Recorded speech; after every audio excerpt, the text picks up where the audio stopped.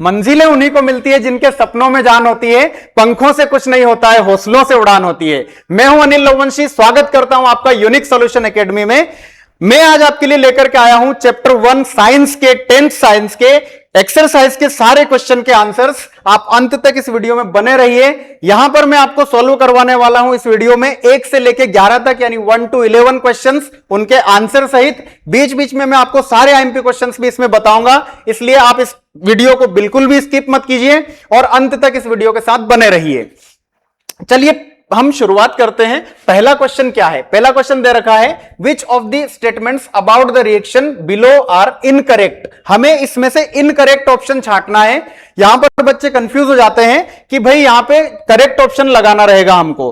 तो करेक्ट पूछा है बट कौन सा वाला? इनकरेक्ट वाला, कि इनमें से कौन सा ऑप्शन इस रिएक्शन पे जो है गलत है। तो देखते हैं हम लोग। सबसे पहले यहां पे लिखा हुआ है लेड ऑक्साइड और कार्बन।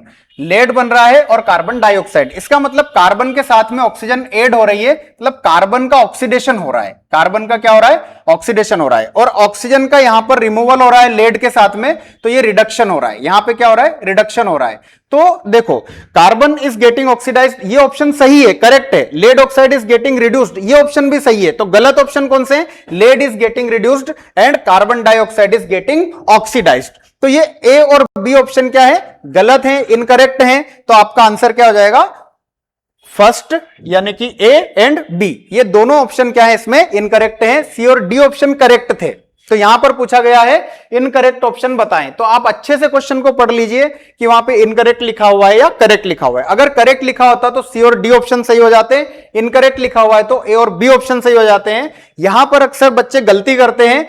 एग्जाम के अंदर करेक्ट ऑप्शन पूछा जा सकता है, तो आप उसके लिए भी प्रिपेयर रहना, क्वेश्चन को अच्छे से बारीकी से पढ़ना, इनकरेक्ट लिखा रहा है या करेक्ट लिखा रहा है। बोर्ड ये कर सकता है कि वहां पे करेक्ट दे दे, बच्चा रट के अगर जाएगा तो ए और बी पर टिक लगा के आएगा और वो गलत हो जाएगा। इसलिए ऑप्शन को अच्छे से पढ़ना और टिक लगाना। चलिए नेक्स्ट क्वेश्चन पे चलते हैं, सेकंड पे। क्वेश्चन नंबर सेकंड है हमारा Fe2O3 plus 2Al Al2O3 plus 2Fe। The above reaction is an example of a। ये रिएक्शन किसका एग्जाम्पल है? तो यहां पर साफ साफ दिख रहा है एल्यूमिनियम ने डिस्प्लेस कर दिया है आयरन को। एल्यूमिनियम ने किसको डिस्प्लेस कर दिया है? आयरन को। यानी कि यहां पर आपका एल्यूमिनियम जो है मोर रिएक्टिव एलिमेंट है और Fe जो है वो लेस रिएक्टिव है। तो मोर रिएक्टिव एलिमेंट जब भी लेस रिएक्टिव एलिमेंट को डिस्प्लेस करता है तो वहां पर होती है डिस्प्लेसमेंट रिएक्शन। कौन सी रिएक्शन होती है? Displacement reaction. यानी कि इसका ऑप्शन क्या हो जाएगा? डी वाला ऑप्शन सही हो जाएगा, डिस्प्लेसमेंट रिएक्शन। तो आप लोग इसको जो है ऑप्शन डी को टिक लगा देंगे। ऑप्शन डी आपका सही आंसर है, यहां पर डिस्प्लेसमेंट रिएक्शन परफॉर्म हो रही है। नेक्स्ट क्वेश्चन थर्ड पे चलते हैं। क्वेश्चन थर्ड क्या है हमारा? क्वेश्चन थर्ड है hydrochloric acid is added to iron fillings। Hydrochloric acid is added to iron fillings, tick the correct answer. यहां पर हमको क्वेश्चन में दे रखा है कि भाई हाइड्रोक्लोरिक एसिड है, हाइड्रोक्लोरिक एसिड ऐसे लिखाता है और आयरन फिलिंग्स के साथ में इसको ऐड किया गया है। तो हमें देखना है कि यहां पर इनमें से कौन सा ऑप्शन सही होगा। बट पहले हमें ये रिएक्शन करना आनी चाहिए, तो हम लोग जो इसको सही लगा पाएंगे। जब भी आयरन HCl से रिएक्ट करता है तो ये बनाता है FeCl2 यानी कि आयरन क्लोराइड, और हाइड्रोजन गैस यानी कि H2 हाइड्रोजन गैस यहां पे रिलीज होती है। तो मतलब जहां पर हाइड्रोजन गैस और FeCl2 यानी आयरन क्लोराइड का ऑप्शन होगा वो हमारा सही हो जाएगा। देखते हैं कौन सा है। Hydrogen gas and iron chloride are produced, यही ऑप्शन हमारा सही है। ऑप्शन ए हमारा जो है यहां पे सही हो जाएगा। तो आप ऑप्शन ए पर टिक लगा लीजिए। उसका यहां पे मैंने ये भी दे रखा है एक्सप्लेनेशन भी, आप इसका स्क्रीनशॉट भी ले सकते हैं। ऑप्शन ए हमारा थर्ड का सही होगा। नेक्स्ट क्वेश्चन 4 पे चलते हैं हम लोग। नेक्स्ट क्वेश्चन है हमारा क्वेश्चन नंबर 4। क्वेश्चन नंबर 4 में पूछा जा रहा है what is a balanced chemical equation, why should chemical equations be balanced. मतलब केमिकल इक्वेशन बैलेंस्ड वाली क्या होती हैं और उनको बैलेंस क्यों किया जाता है, इसको हम देख लेते हैं। सबसे पहली चीज तो यह बात है कि लॉ ऑफ कंजर्वेशन ऑफ मास के अकॉर्डिंग दोनों तरफ के एलिमेंट्स बराबर होने चाहिए, उनके मास बराबर होने चाहिए, एटम्स LHS और RHS के बराबर होने चाहिए, रिएक्टेंट और प्रोडक्ट इक्वल होने चाहिए, तब जाकर के वो इक्वेशन बैलेंस्ड केमिकल इक्वेशन कहलाती है।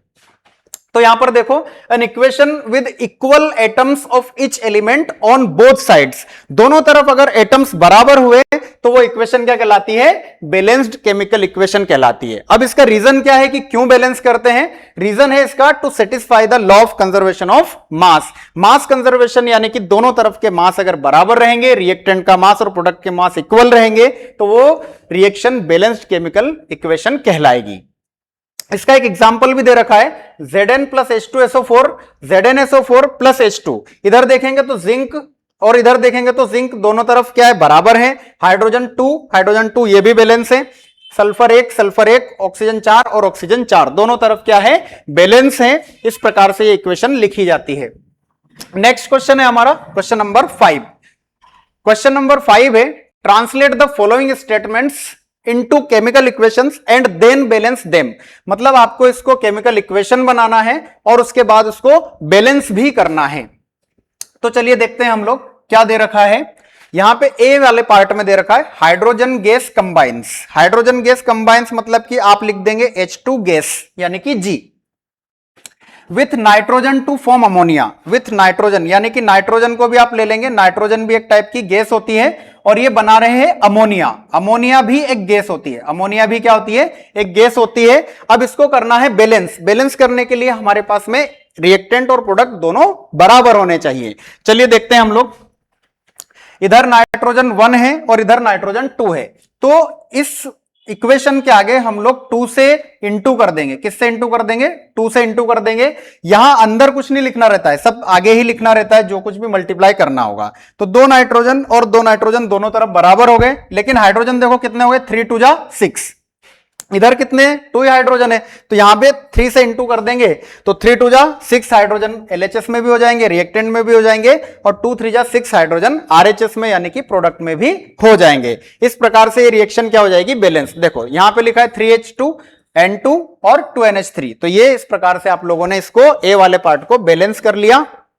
बी वाले पार्ट में देखते हैं hydrogen sulphide gas. Hydrogen sulphide gas जो है मतलब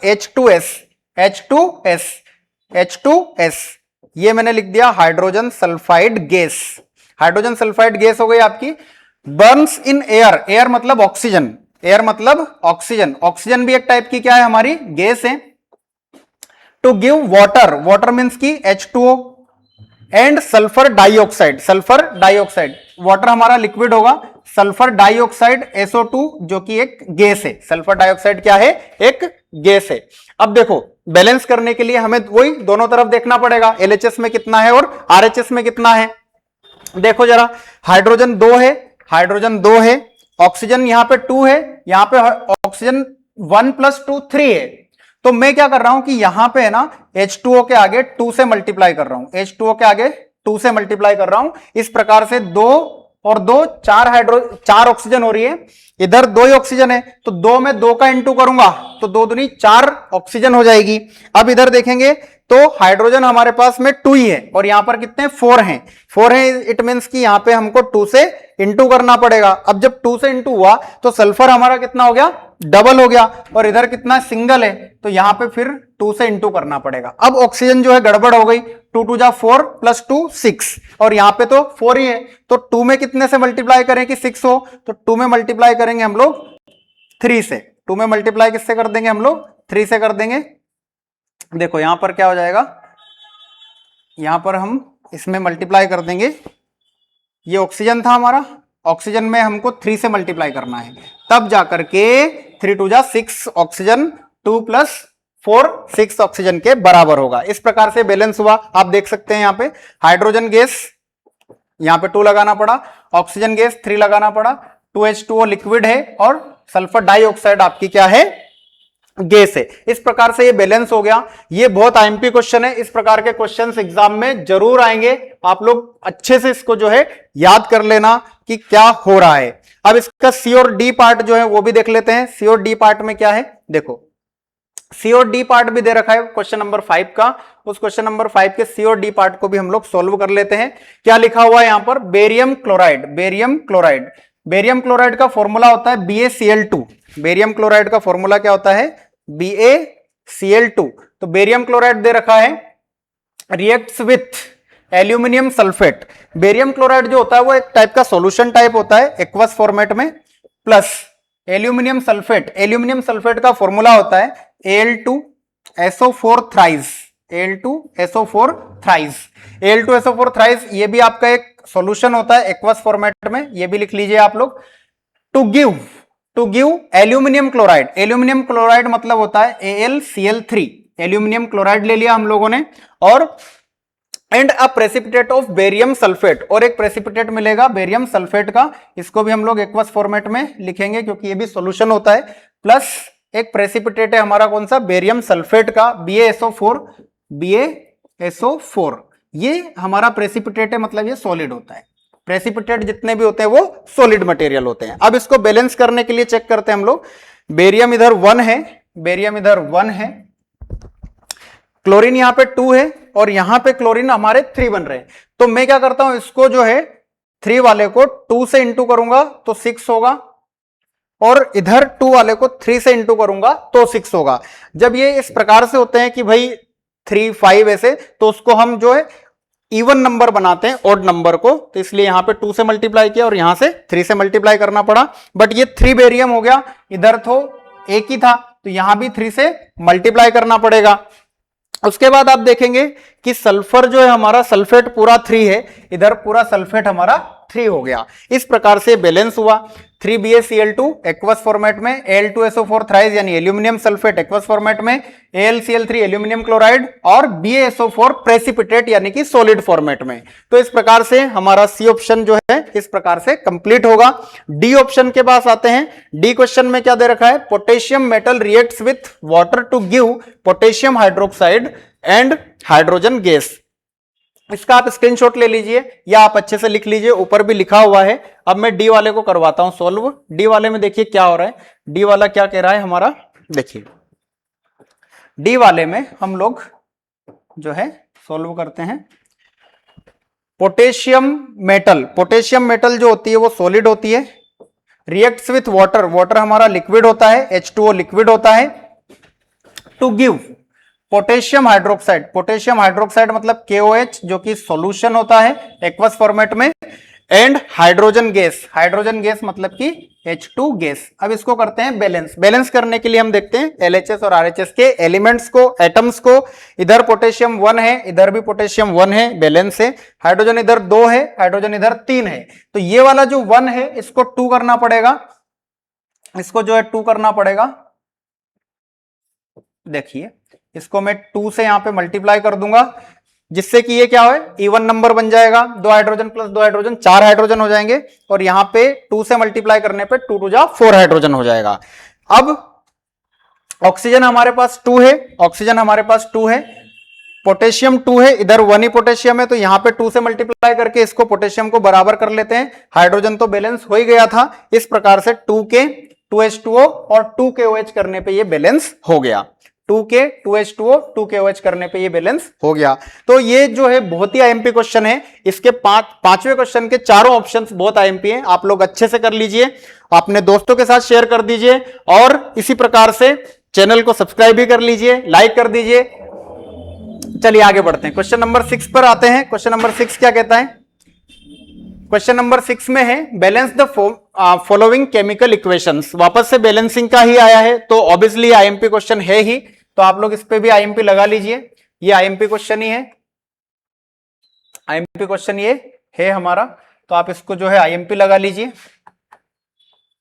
चलिए सबसे पहले यहां पे देखते हैं हम लोग HNO3 CaOH twice, CaNO3 twice plus H2O। ये हमको देके रखा है क्वेश्चन के अंदर, हमें चेक करना है कि LHS के एलिमेंट और RHS के एलिमेंट बराबर हैं या नहीं। तो चलिए चेक करते हैं। हाइड्रोजन इधर 1 है, 1 प्लस 2 यानी कि 3 है, इधर 2 ही है, तो हमें क्या करना पड़ेगा कि वहां पे अगर मैं 2 से मल्टीप्लाई करता हूं तो वो 4 होगा, बट इधर 2 प्लस इधर 1, तो ये मैं यहां पे क्या करता हूं, इसके आगे 2 से मल्टीप्लाई कर दूंगा, तो ये 2 हाइड्रोजन प्लस 2 हाइड्रोजन 4 हो जाएगा, और यहां पर भी मैं 2 से इंटू कर दूंगा तो 2 2 जा 4 हाइड्रोजन हो जाएंगे। हाइड्रोजन बैलेंस हो गए। अब नाइट्रोजन की बारी। नाइट्रोजन यहां पे 2 है, और यहां पर नाइट्रोजन 2 है। ऑक्सीजन की बारी, 3 2 जा 6, 6 प्लस 2 यानी कि 8 ऑक्सीजन इधर है। यहां पे चेक करेंगे 3 2 जा 6, 6 प्लस 2 8 ऑक्सीजन यहां पर है। ऑक्सीजन भी बैलेंस हो गई। कैल्शियम 1 है, कैल्शियम 1 है, तो ये बैलेंस हो गया। मींस कि हमें 2 HNO3 के आगे लगाना पड़ा और 2 H2O के आगे लगाना पड़ा। इस प्रकार से ये इक्वेशन बैलेंस हो गई। यहां पे भी आप देख सकते हैं HNO3 के आगे क्या लगाया है इन्होंने, 2 लगाया है और H2O के आगे 2 लगाया है। ये बैलेंस हो गई। आप लोग इसको नोट कर लीजिए और अच्छे से अपने क्वेश्चंस को कंप्लीट कर लीजिए, क्योंकि ये क्वेश्चंस बहुत ज्यादा आईएमपी हैं।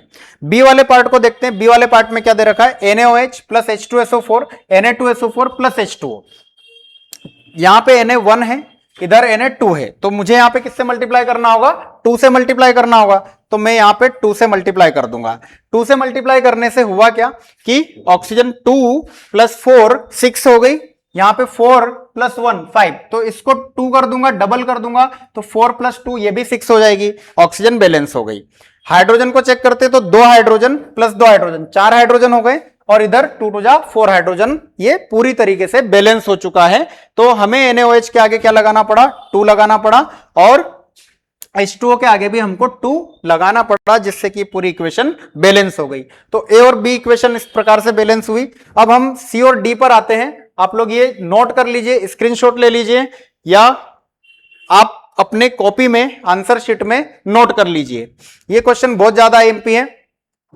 चलिए सी और डी वाले पार्ट पे चलते हैं। सी और डी वाला पार्ट ये यहां पर है। देखिए सी वाले पार्ट में क्वेश्चन में दे रखा है कि भाई NaCl प्लस AgNO3 और AgCl प्लस NaNO3 इनको आपको बैलेंस करना है। तो चेक करते हैं, Na1 है, इधर Na1 है, क्लोरीन यहां पर 1 है, यहां पर क्लोरीन 1 है, Ag इधर 1 है, Ag इधर 1 है, नाइट्रोजन 1 है, नाइट्रोजन 1 है, ऑक्सीजन 3 है, ऑक्सीजन 3 है। ये ऑलरेडी बैलेंस्ड थी, ये ऑलरेडी बैलेंस्ड थी, इसमें हमको कुछ भी नहीं करना पड़ा, ये ऑलरेडी बैलेंस्ड इक्वेशंस थी। चलिए नेक्स्ट हम देखो इसने लिख भी रखा है ऑलरेडी बैलेंस्ड है। यहां पर डी वाले ऑप्शन को देखते हैं। डी वाले के क्वेश्चन में क्या दे रखा है हमको, BaCl2 plus H2SO4 BaSO4 plus HCl। तो Ba यहां पर चेक करते हैं तो 1 है, इधर भी 1 है, बैलेंस है। क्लोरीन यहां पर 2 है, यहां पर सिर्फ 1 क्लोरीन है, तो 2 से इंटू कर देंगे जिससे कि 2 क्लोरीन हो जाएंगे। यहां पर हाइड्रोजन 2 है, हाइड्रोजन 2 हो गए, सल्फर 1 है, सल्फर 1 है, ऑक्सीजन 4 है, ऑक्सीजन 4 है। हमें कुछ नहीं करना पड़ा, HCl के आगे सिर्फ और सिर्फ 2 लगाना पड़ा, जिससे कि पूरी इक्वेशन क्या हो गई, बैलेंस हो गई। तो सी वाली ऑलरेडी बैलेंस्ड थी, उसमें कुछ नहीं करना पड़ा। डी वाली में सिर्फ HCl के आगे 2 लगाने से पूरी इक्वेशन बैलेंस हो गई, law of conservation of mass follow हो गया। नेक्स्ट क्वेश्चन पे चलते हैं, क्वेश्चन नंबर 7 पर। क्वेश्चन नंबर 7 क्या है, right the balanced chemical equations for the following reactions. वापस से वही क्वेश्चन आया है। तो इसी प्रकार के क्वेश्चंस जो है मतलब एग्जाम में पूछे जाते हैं, आप लोग इनको अच्छे से प्रिपेयर कर दें। अगर वीडियो अच्छा लग रहा है तो लाइक कर दें, अपने दोस्तों के साथ शेयर कर दें और कमेंट में आप लोग लिख दीजिए कि आगे के क्वेश्चंस भी सर सॉल्व करवा दीजिए। तो मैं उन क्वेश्चंस की भी PDF इसी प्रकार से बना करके आपके लिए एक वीडियो बना दूंगा।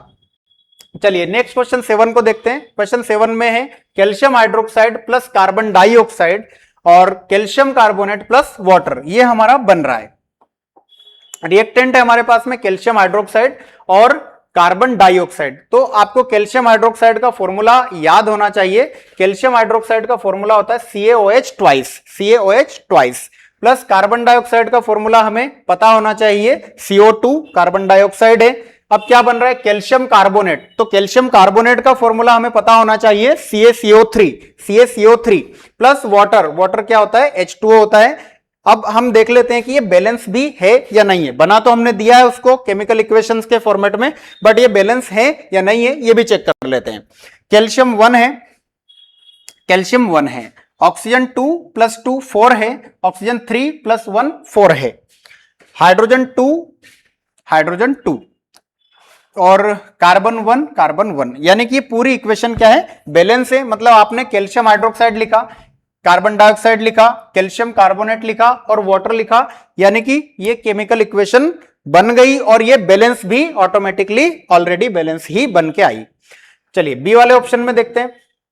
बी वाले में हमको देके रखा है जिंक का होता है symbol Zn, plus silver nitrate, silver nitrate होता है हमारा AgNO3, तो आप लिखेंगे AgNO3, बैलेंस करने के बाद में यहां पे 2 आएगा हमारा, तो ये AgNO3 हुआ।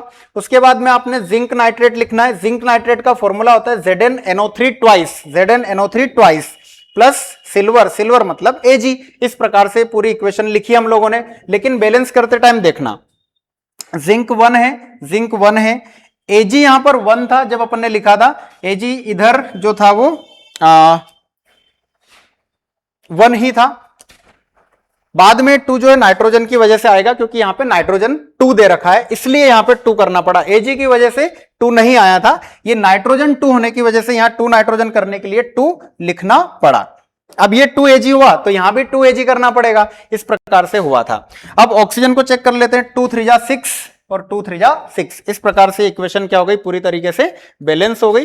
तो आप लोग ये इक्वेशन को नोट कर लीजिए, अच्छे से लिख लीजिए। जब तक आप अपने पेन पेंसिल कॉपी नहीं उठाएंगे तब तक आप बस ऐसे ही वीडियो देखते रहेंगे, लेकिन आपको याद बहुत कम होगा।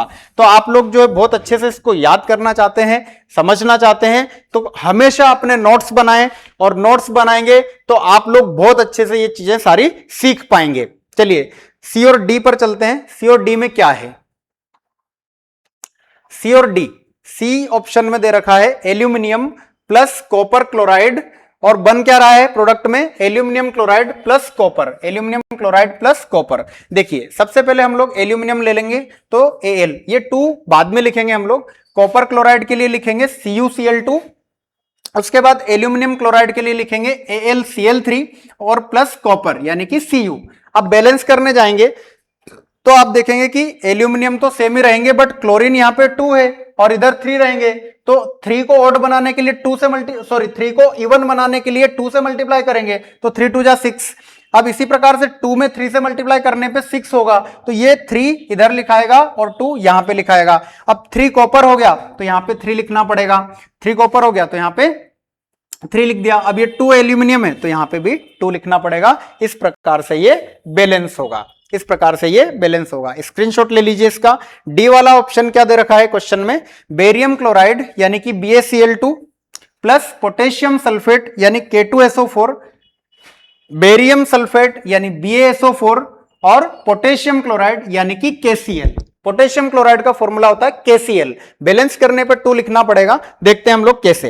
यहां पे K2 थे तो यहां पर 2 करना पड़ेगा, और यहां पे क्लोरीन भी 2 थे तो भी क्लोरीन के लिए भी 2 करना पड़ेगा।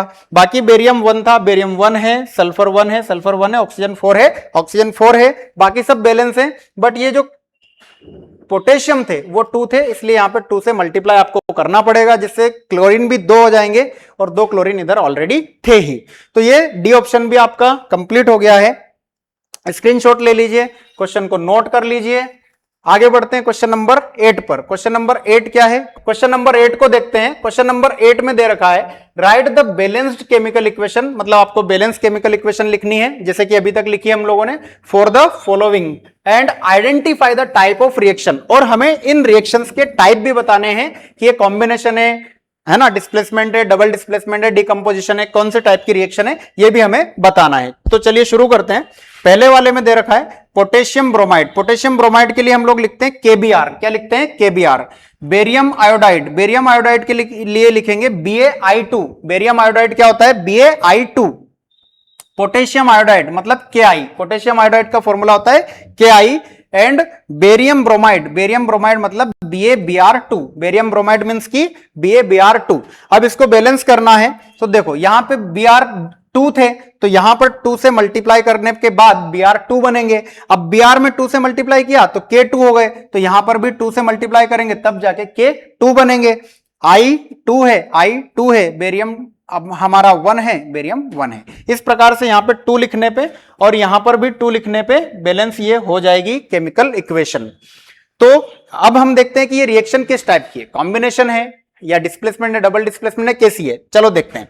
देखो यहां पे क्या हुआ कि जो K है वो I के पास गया और Ba जो है वो Br के पास आया, मतलब इसमें फर्स्ट डिस्प्लेसमेंट हुआ, उसके बाद सेकंड डिस्प्लेसमेंट हुआ, मतलब 2 बार डिस्प्लेसमेंट हुआ।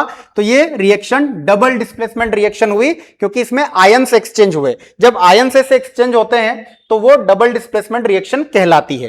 तो पहली वाली रिएक्शन आपकी क्या है, डबल डिस्प्लेसमेंट रिएक्शन है। ये क्वेश्चन एग्जाम में पूछा जा सकता है, आईएमपी क्वेश्चन है, आप लोग इसको नोट कर लीजिए और टिक लगा लीजिए अपनी कॉपी के अंदर, बुक के अंदर। बी वाले ऑप्शन को देखते हैं। बी वाला ऑप्शन क्या है, zinc carbonate, zinc oxide, carbon dioxide, मतलब जिंक कार्बोनेट टूट रहा है जिंक ऑक्साइड में और कार्बन डाइऑक्साइड में। तो जिंक कार्बोनेट का फॉर्मूला होता है ZnCO3, ये टूटेगा किसमें, जिंक ऑक्साइड मींस की ZnO में, प्लस कार्बन डाइऑक्साइड मींस की CO2 में। अब देखो यहां पर क्या हो रहा है कि ये टूट रहा है मतलब डिकम्पोज हो रहा है। क्या हो रहा है, डिकम्पोज हो रहा है। जब भी कोई एक सिंगल रिएक्टेंट 2 या 2 से ज्यादा प्रोडक्ट में टूटता है तो वहां पर डिकम्पोजिशन रिएक्शन होती है, यानी कि इसका टाइप क्या है, डिकम्पोजिशन रिएक्शन है। और यहां पर बैलेंस है कि नहीं ये भी चेक कर लेते हैं। देखो जिंक 1 है, जिंक 1 है, कार्बन 1 है, कार्बन 1 है, ऑक्सीजन 3 है, ऑक्सीजन 2 + 1 3 है, यानी ये ऑलरेडी बैलेंस ही लिखा है, जैसे ही हमने लिखा ये बैलेंस बनी। तो इस प्रकार से ये रिएक्शन भी जो है आप लोग नोट कर लीजिए, ये रिएक्शन भी आईएमपी है। सी और डी ऑप्शन को इसके देख लेते हैं। सी और डी ऑप्शन क्या है हमारे, सी ऑप्शन में hydrogen gas plus chlorine gas, hydrogen gas plus chlorine gas और हाइड्रोजन क्लोराइड बना रही है, वो भी क्या है, गैस है। हाइड्रोजन क्लोराइड भी क्या है, गैस है। तो देखो hydrogen gas plus chlorine gas और क्या बना रहा है, हाइड्रोजन क्लोराइड बना रहा है। अब इसको बैलेंस है कि नहीं ये चेक कर लेते हैं। हाइड्रोजन 2 है, इधर इधर एक ही हाइड्रोजन था, तो यहां पे 2 से मल्टीप्लाई करने पे 2 हाइड्रोजन हुए। ये 2 पहले से नहीं लिखा था, 2 आपको लिखना पड़ेगा। क्लोरीन 2 है, क्लोरीन 2 हो गए, मतलब ये यहां पे 2 लिखने पर ही ये रिएक्शन कंप्लीट हो गई, बैलेंस हो गई। अब देखो हाइड्रोजन और क्लोरीन आपस में कंबाइन होके एक सिंगल प्रोडक्ट दे रहे हैं। जब 2 या 2 से ज्यादा रिएक्टेंट्स एक सिंगल प्रोडक्ट बनाते हैं तो वहां पर कॉम्बिनेशन रिएक्शन होती है, कंबाइन हो जाते हैं, यानी हाइड्रोजन और क्लोरीन क्या हो गए, कंबाइन हो गए, और कंबाइन होकर के हमारी जो रिएक्शन है वो रिएक्शन बनी कॉम्बिनेशन रिएक्शन। चलिए डी वाले पार्ट को देख लेते हैं। डी वाला पार्ट क्या है, डी वाले पार्ट में मैग्नीशियम, मैग्नीशियम मतलब कि Mg, हाइड्रोजन क्लोराइड यानी कि हाइड्रोक्लोरिक एसिड, हाइड्रोजन क्लोराइड यानी कि हाइड्रोक्लोरिक एसिड, और मैग्नीशियम क्लोराइड MgCl2, MgCl2, और प्लस क्या बन रहा है, हाइड्रोजन गैस यानी कि H2। इस रिएक्शन में क्या दे रखा था, magnesium plus hydrochloric acid, magnesium chloride यानी MgCl2 प्लस हाइड्रोजन गैस यानी कि H2। अब चेक कर लेते हैं कि ये बैलेंस है या नहीं है, बैलेंस है या नहीं है। तो जब आपने MgCl2 लिखा तो 2Cl दिख रहा था, तो यहां पे HCl के आगे किससे मल्टीप्लाई करना पड़ेगा, 2 से, है ना। उसके बाद हाइड्रोजन गैस जो है 2 है, तो यहां पे 2 से मल्टीप्लाई जब क्लोरीन के लिए किया तो हाइड्रोजन में भी उसका मल्टीप्लाई हुआ, तो 2 हाइड्रोजन इधर हो गए, 2 हाइड्रोजन इधर हो गए। इस प्रकार यहां HCl के आगे आप लोग 2 लिख देंगे तो आपका एक पूरी रिएक्शन क्या हो जाएंगी, बैलेंस हो जाएंगी। लेकिन इस रिएक्शन में टाइप भी पूछा जा रहा है, तो ये रिएक्शन किस टाइप की है, देखो Mg जो है हाइड्रोजन को डिस्प्लेस कर रहा है, Mg जो है हाइड्रोजन को क्या कर रहा है, डिस्प्लेस कर रहा है, यानी कि डिस्प्लेसमेंट रिएक्शन हुई, डिस्प्लेसमेंट रिएक्शन हुई। मैग्नीशियम जो होता है वो मोर रिएक्टिव होता है, हाइड्रोजन जो होता है वो लेस रिएक्टिव होता है, और जब भी more reactive element less reactive element को डिस्प्लेस करता है तो वहां पर डिस्प्लेसमेंट रिएक्शन परफॉर्म होती है। इस प्रकार से ये क्वेश्चन नंबर 8 हमारा कंप्लीट हुआ। आप ये जो क्वेश्चन है ये बहुत आईएमपी क्वेश्चन है, आप इसको अच्छे तरीके से सीख लें, अपने दोस्तों के साथ शेयर कर दें, अगर वीडियो पसंद आ रहा है तो इसको लाइक कर दें, सब्सक्राइब कर दें। चलिए क्वेश्चन नंबर 9 पर देखिए। क्वेश्चन नंबर 9 क्या है हमारे पास, What does one mean by exothermic and endothermic reactions? Give examples। मतलब एक्सोथर्मिक रिएक्शन से आप क्या समझते हैं और एंडोथर्मिक रिएक्शन से आप क्या समझते हैं, इनके एक एक एग्जांपल देकर के आपको समझाना है। तो ये क्वेश्चन में देखिए एक्सोथर्मिक रिएक्शन की अगर हम बात करें, एक्सोथर्मिक रिएक्शन में हीट का एग्जिट होना होता है। अगर हीट एग्जिट हो रही है या एनर्जी एग्जिट हो रही है, रिलीज हो रही है, एक्सो मींस क्या होता है, एग्जिट होता है। एक्सो मींस, ये ट्रिक याद रखना, ये ट्रिक अगर आपने याद रखी तो आप कभी भी एक्सोथर्मिक और एंडोथर्मिक रिएक्शन को नहीं भूलेंगे। तो एक्सो मींस होता है एग्जिट, एग्जिट मतलब कि रिलीज। अगर जहां पर हीट या एनर्जी रिलीज होती है तो वहां पर एक्सोथर्मिक रिएक्शन होती है, और इसका जस्ट उल्टा, अगर मान लो हीट एब्जॉर्ब हो रही है तो वहां पर एंडोथर्मिक रिएक्शन होगी। चलिए इनकी डेफिनेशन देख लेते हैं। Reactions in which heat is released, यानी कि exist, heat is released along with the formation of products. जब फॉर्मेशन ऑफ प्रोडक्ट होता है, रिएक्शन जब कंप्लीट होती है, तो अगर हीट रिलीज हो रही है तो वहां पर हमारा एक्सोथर्मिक रिएक्शन होता है, एक्सोथर्मिक रिएक्शन होता है।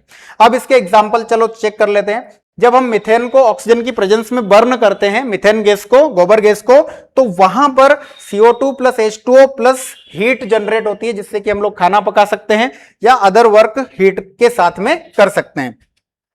यह हमारा एग्जाम्पल है। तो जब भी हीट रिलीज होती है या एग्जिट होती है तो वहां पर ध्यान रखें वो एक्सोथर्मिक रिएक्शन होती है, जैसे कि मीथेन का जलना एक एक्सोथर्मिक रिएक्शन का एग्जाम्पल है। चलिए नेक्स्ट हमारा एक्सोथर्मिक के बाद एंडोथर्मिक। एंडोथर्मिक की डेफिनेशन देख लेते हैं। एंडोथर्मिक एक्सोथर्मिक का जस्ट अपोजिट होती है, यहां पर हीट रिलीज होने की बजाय एब्जॉर्ब होती है। चलो चेक कर लेते हैं इसकी definition. Reactions in which energy is absorbed in the form of heat, heat के फॉर्मेट में भी आप एनर्जी को एब्जॉर्ब कर सकते हो, लाइट के फॉर्मेट में भी कर सकते हो, या फिर इलेक्ट्रिसिटी के रूप में भी आप एंडोथर्मिक रिएक्शन में जो है परफॉर्म कर सकते हो। इस प्रकार से आपको यहां पर एंडोथर्मिक रिएक्शन में हीट का या फिर लाइट का या फिर इलेक्ट्रिसिटी का एब्जॉर्प्शन से रिएक्शन कंप्लीट होगी। यहां पर एक एग्जांपल देख लेते हैं। Calcium carbonate plus heat. Calcium carbonate को अगर आपने हीट दी तो वो calcium oxide plus carbon dioxide में टूट जाएगा, ब्रेक हो जाएगा। तो ये एंडोथर्मिक रिएक्शन का एग्जांपल होने के साथ साथ ये डीकंपोजिशन रिएक्शन का एग्जांपल भी है। तो एंडोथर्मिक रिएक्शन वो रिएक्शन होती है जिसमें हीट को एब्जॉर्ब किया जाता है। यहां पर एग्जांपल दे रखा है CaCO3, है ना, उसको हीट दी तो वो CaO और CO2 में ब्रेकडाउन हो गया, डिकम्पोज हो गया। तो हीट, लाइट और एनर्जी इलेक्ट्रिसिटी के रूप में भी दी जा सकती है। ये जो है हमारा क्वेश्चन था, क्वेश्चन नंबर 9। अब क्वेश्चन नंबर 10 की ओर चलते हैं। क्वेश्चन नंबर 10 क्या है? क्वेश्चन नंबर 10 है why is respiration considered an exothermic reaction, explain. मतलब जो हम रेस्पायर करते हैं, रेस्पिरेशन जो है वो एक्सोथर्मिक रिएक्शन क्यों है, इसका आप रीजन बताएं हमको और आप उसको एक्सप्लेन करें। तो देखिए रेस्पिरेशन जो है वो इसलिए कंसीडर की जाती है एक्सोथर्मिक रिएक्शन, क्योंकि एक्सोथर्मिक रिएक्शन में हमने देखा है कि एनर्जी रिलीज होती है, और जब रेस्पिरेशन होता है तो जो ग्लूकोज होता है हमारी बॉडी के अंदर का, वो ग्लूकोज टूटता है और हमको एनर्जी देता है, कार्बन डाइऑक्साइड और एनर्जी के रूप में वो टूटता है। तो जब हमको एनर्जी देगा वो रिएक्शन ऑब्वियसली एक्सोथर्मिक रिएक्शन में आएगी। तो रेस्पिरेशन जो होती है, रेस्पिरेशन में हमारा जो बॉडी का ग्लूकोज होता है वो टूटता है और टूटने के बाद हमें एनर्जी देता है, एनर्जी रिलीज करता है। इस प्रकार से जो रेस्पिरेशन होता है वो एक्सोथर्मिक रिएक्शन के रूप में कंसिडर किया जाता है। चलिए इसकी डेफिनेशन लिख लीजिए, legal definition. During digestion food breaks down into glucose. जब डाइजेशन होता है तो ग्लूकोज में जो है वो टूटता है, and glucose combines with oxygen. जब ग्लूकोज ऑक्सीजन के साथ कंबाइन होता है, जब हम रेस्पिरेशन करते हैं तो ऑक्सीजन को इन करते हैं, तो सेल्स टू रिलीज एनर्जी। जब ग्लूकोज ऑक्सीजन के साथ मिलकर के सेल को मिलता है तो वो वहां पे एनर्जी रिलीज करता है, जिससे कि वो एक्सोथर्मिक रिएक्शन कहलाती है। देखो ग्लूकोज है, ऑक्सीजन के साथ में carbon dioxide plus water plus energy release कर रहा है, तो ये रिएक्शन क्या कहलाती है? एक्सोथर्मिक रिएक्शन कहलाती है। तो जब भी हम रेस्पायर करते हैं तो वो रेस्पिरेशन जो होती है वो हमको एनर्जी देती है, और वो एनर्जी जो है हमको ग्लूकोज के साथ में मिलती है। वो ग्लूकोज जब ब्रेकडाउन होता है ऑक्सीजन के साथ में मिलकर के, तो सेल्स को एनर्जी प्रोवाइड करता है, जो हमें इनडायरेक्टली सेल्स के रूप में, सेल्स के द्वारा मिलती है। तो ये जो है आपकी एक्सोथर्मिक रिएक्शन कहलाती है, रेस्पिरेशन। आप इसको नोट कर लीजिए, बहुत आईएमपी क्वेश्चन है। नेक्स्ट क्वेश्चन हम लोग चलते हैं 11 की तरफ। क्वेश्चन नंबर 11 क्या कहता है? क्वेश्चन नंबर 11 में है, क्वेश्चन नंबर 11 है why are decomposition reactions called opposite of the combination reactions, write equations for these reactions. मतलब ये क्वेश्चन ऐसा है कि भाई कॉम्बिनेशन रिएक्शन जो डीकंपोजिशन रिएक्शन है उसकी जस्ट अपोजिट क्यों होती है, इसके लिए आप एग्जांपल के थ्रू हमें समझाएं। तो आप समझें कि कॉम्बिनेशन रिएक्शन में कंबाइन होते हैं एलिमेंट्स और प्रोडक्ट बनाते हैं, जबकि डीकंपोजिशन रिएक्शन में जो भी रिएक्टेंट होगा वो 2 या 2 से ज्यादा प्रोडक्ट्स में टूट जाएगा। तो एक तरफ कॉम्बिनेशन मींस जुड़ना और दूसरी तरफ डिकम्पोजिशन मतलब टूटना, तो जुड़ना टूटने का जस्ट अपोजिट ही हुआ, इसलिए क्या होता है, कॉम्बिनेशन रिएक्शन और डिकम्पोजिशन रिएक्शन को अपोजिट माना जाता है। चलिए देखते हैं इसकी legal definition. Decomposition reactions are called the opposite of combination reactions because in a combination reaction two or more substances combine to form a single product. Combination में क्या होता है, दो या दो से ज्यादा रिएक्टेंट्स आपस में कंबाइन होकर के सिंगल प्रोडक्ट बनाते हैं। Whereas in a decomposition reaction, in a single decomposition reaction, a single compound breaks down into two or more simpler substances.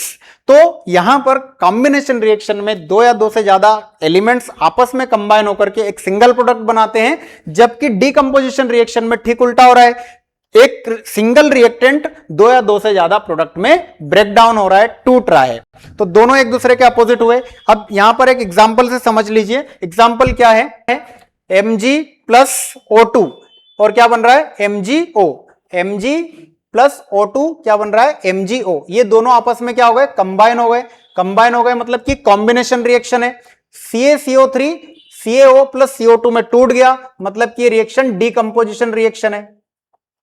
तो ये कॉम्बिनेशन रिएक्शन हुई और ये डिकम्पोजिशन रिएक्शन हुई। इस प्रकार से आप यहां पे चेक कर सकते हैं, देख सकते हैं कि कॉम्बिनेशन रिएक्शन डिकम्पोजिशन रिएक्शन की जस्ट अपोजिट होती है और कंसीडर की जाती है। तो ये था हमारा आज का साइंस के चैप्टर 1 का एक्सप्लेनेशन, क्वेश्चन नंबर 1 से लेके 11 तक। आपको ये वीडियो कैसा लगा कमेंट में हमें जरूर बताएं और आगे के वीडियो के लिए हमारे साथ में बने रहिए और सब्सक्राइब कर दीजिए। अगर वीडियो अच्छा लगा तो लाइक करें, शेयर करें, सब्सक्राइब करें और अपने दोस्तों के साथ जरूर शेयर करें, जिससे कि वो ये सारे क्वेश्चंस के आंसर अच्छे से सीख सकें और एग्जाम में लिख के आ सकें।